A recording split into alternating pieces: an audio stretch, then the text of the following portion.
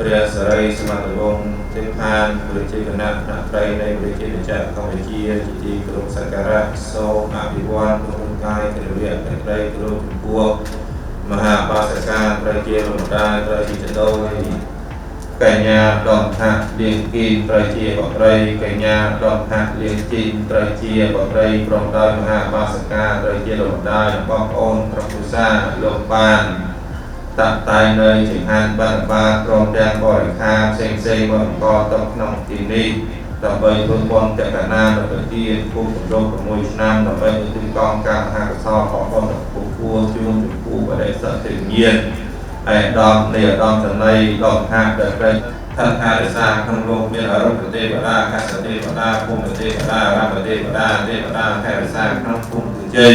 ហើយយ៉ាងតបសូមបរតនីជ័យអស់លោកមកអនុមោទនាត្រៃឲ្យបុណ្យសលហើយសុគតិកេតាំងកាយ